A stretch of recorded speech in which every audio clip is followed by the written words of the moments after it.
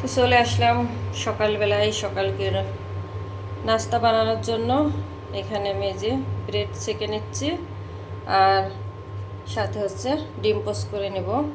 ডিম দিয়ে চুবড়িয়ে যেটা ভাজে, তো ওইটা বললাম মেয়েকে বানিয়ে দিই। মেয়ে বললো ওইভাবে খাবো না, এইভাবেই খাবো। তো এখানে যে ব্রেড নিয়ে নিয়েছি, এখন আমি একে একে সব কয়টা সেঁকে নেব।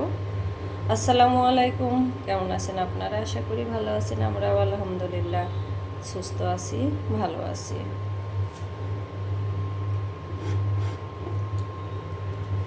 তো আমার একটি হয়ে গিয়েছে, উঠিয়ে নিলাম, আর এক পিসও দিয়ে দিলাম।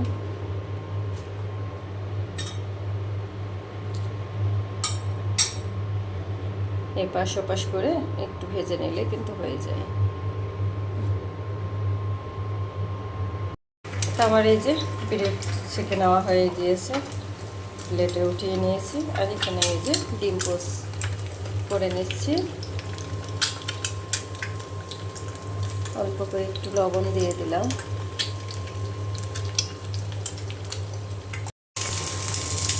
তো আমি এখন আরেক পাশ উল্টিয়ে দিলাম। আজকে খুব সুন্দর হয়েছে এই আইটেমটাতে। খুব একটা ভালো হয় না, খালি ভেঙে যায়।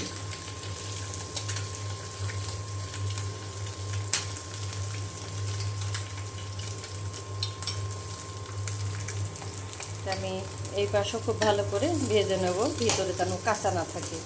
আর কি ফোটা ফুটছে, একদম ছিটকায়ে গায়ে এসে পড়ছে, কি হারে ছিটকাচ্ছে।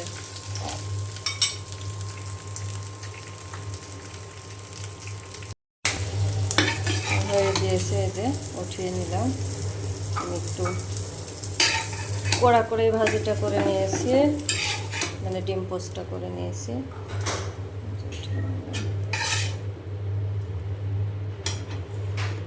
এখন নাস্তাটা খাওয়ার জন্য দিয়ে দেব মেয়েদের। তো আমি চলে আসলাম দুপুরের রান্নায়। এখানে আমি খিচুড়ি রান্না করব চাল আর ছোলার ডাল দিয়ে। ছোলার ডাল খুব ভালো করে ধুয়ে আমি 1 ঘন্টা ভিজিয়ে রেখেছিলাম। প্রেশার কুকারে রান্না করব, তারপরে ভিজিয়ে রেখেছিলাম। ভিজিয়ে রাখলে ছোলার ডালটা ভিজলে বেশি ভালো হয় আর কি, যেহেতু খুব শক্ত ডাল। তো আমি এই যে ধুয়ে খুব পরিষ্কার করে প্রেশার কুকারে নিয়ে নিয়েছি চাল ডাল। আর এখানে কাঁচামরিচ, পেঁয়াজ, রসুন দিয়ে দিলাম, আর দারুচিনি আর এলাচ। আর এখন দিয়ে দিলাম হলুদের গুঁড়া,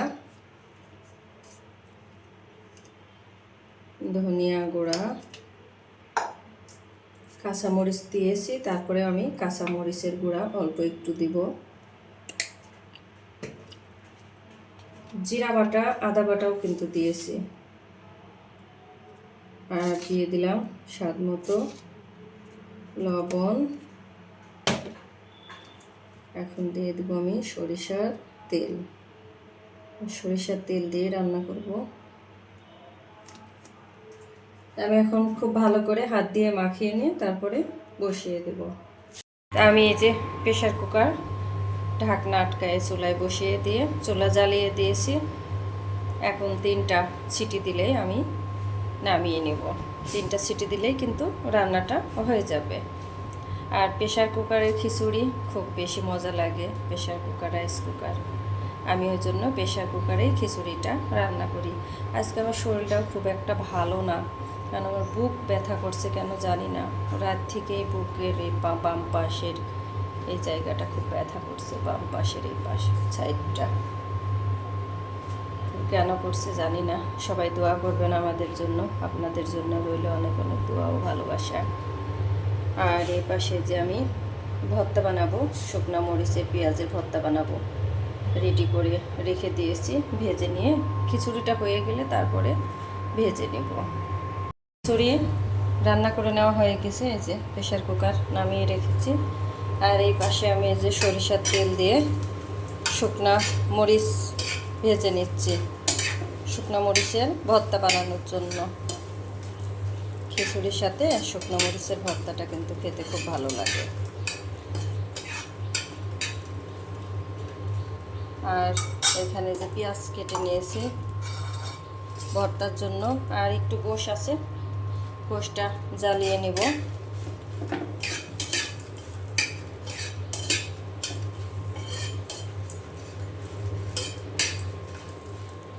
তো আর মরিচ ভেজে নেওয়া হয়ে গিয়েছে, এখন উঠিয়ে নেব। এখানে আমি এই যে গোশ জ্বালিয়ে নিচ্ছি, জাল করে নিচ্ছি, বাটি ধরেই বসিয়ে দিয়েছি অল্প একটু গোশ। তো আমি এইভাবেই গরম করে নেব।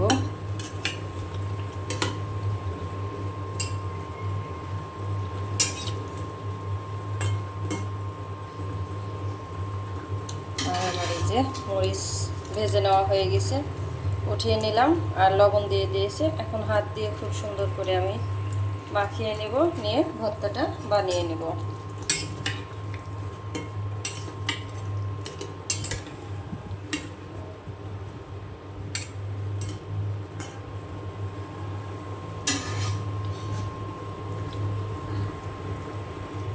রান্না দুপুরে শেষ হয়ে গিয়েছে। এখানে যে খিচুড়ি গামলায় বেড়ে নিয়েছি, ডালগুলা খুব সুন্দর সিদ্ধ হয়েছে, খুব বেশি শক্তও না, খুব বেশি নরমও না।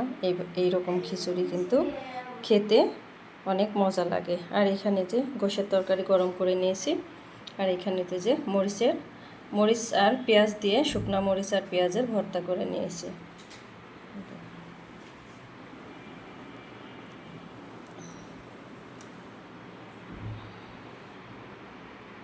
তো এখন সন্ধ্যাবেলায় আমি এই যে দুধ ছেঁকে নিলাম, এখানে যে জাল বসিয়ে দিয়েছি। এখন দুধ খুব ভালো করে জাল করে নেব। একদম খাঁটি দুধ, গ্রামে থেকে দুধ নিয়ে আসলে একদম খাঁটি দুধ হয়, আর দুধটা খুব ভালো হয় আর অনেক ঘন হয়, একদম ঘন। আর এটা জাল করার পরে কিন্তু উপরে একদম হলুদ হলুদ একটা সর পড়বে, বোঝাই যাবে যে এটা খাঁটি দুধ। আর একটু গ্রামে থেকে দেখে নিয়ে আসা, এটা খাঁটি, একদম চোখে দেখে আনা। আমি খুব ভালো করে এখন জাল করে নেব।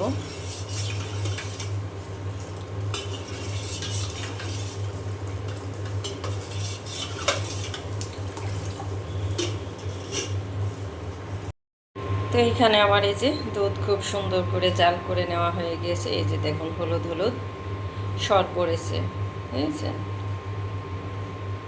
একদম সুন্দর মতো কিন্তু জাল করে নিয়েছি। এখন আমি ছোটো মেয়েকে খাওয়ার জন্য 1 মগ ঢেলে দেব, আর বড় মেয়েও খাবে, আমিও খাবো, আমরা 3 জনই খাবো।